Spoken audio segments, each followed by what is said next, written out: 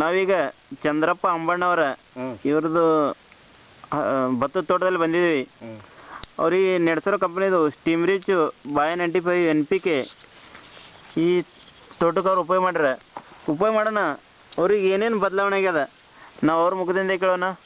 ನಮಸ್ಕಾರ ರೀ. ನಮಸ್ಕಾರ ರೀ.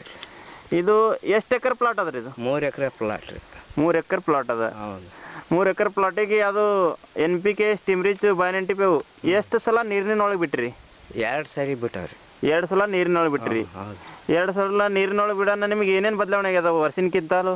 ವರ್ಷಕ್ಕಿಂತ ಈ ಸರಿನ ಒಟ್ಟು ಇಂಪ್ರೂವ್ ಕಾಣ್ತೈತ್ರಿ. ವರ್ಷಕ್ಕಿಂತಲೂ ಈ ವರ್ಷ ಇಂಪ್ರೂವ್ ಕಾಣಿಸ್ಲತ್ತದ ರೀ. ಹೌದು ರೀ. ಮತ್ತು ವರ್ಷ ಈ ಹೊಲಕ್ಕೆ ರಾಸಾಯನಿಕ ಗೊಬ್ಬರ ಎಷ್ಟು ಉಪಯೋಗ ಮಾಡ್ತೀರಿ?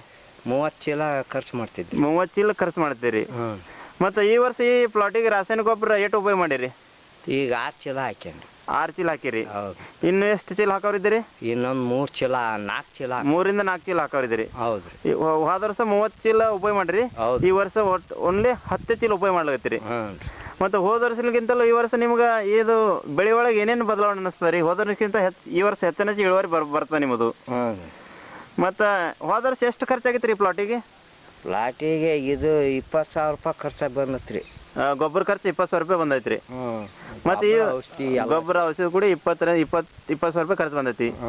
ಈ ವರ್ಷ ಮಿನಿಮಮ್ ಏಟ್ ಬರ್ಬೋದು ರೀ ಖರ್ಚು? ಈ ಸರಿನ ಒಂದು 10,000 15,000 ರೂಪಾಯಿ ಬರ್ಬೋದು. 10 ರಿಂದ ಮಿನಿಮಮ್ 12,000 ತನಕ ನಿಮ್ಮದು ಬರ್ಬೋದು. ಈ ಪ್ರಾಡಕ್ಟ್ ಉಪಯೋಗ ಮಾಡೋಣ ನಿಮ್ಗೆ ಹೆಂಗೆ ಅನಿಸ್ತಾರೆ? ಒಳ್ಳೇದನ್ರಿ ಪ್ರಾಡಕ್ಟ್ ಇದು? ಪ್ರಾಡಕ್ಟ್ ಚೆನ್ನಾಗ್ಯದ. ಚೆನ್ನಾಗೈತಿ. ನಿಮ್ಗೆ ಏನು ಇದು ಇರ್ತಾವೆ ನೋಡ್ರಿ, ಏನು ಭತ್ತ ಪ್ಲಾಟ್ ಮಾಡ್ತಾರ ಅವ್ರಿಗೆ ಏನು ಹೇಳೋ ಸಂದೇಶ ಅವ್ರ ಕಡೆ ಅವ್ರಿಗೆ ಏನು ಹೇಳ್ಬೋದು ನೀವು?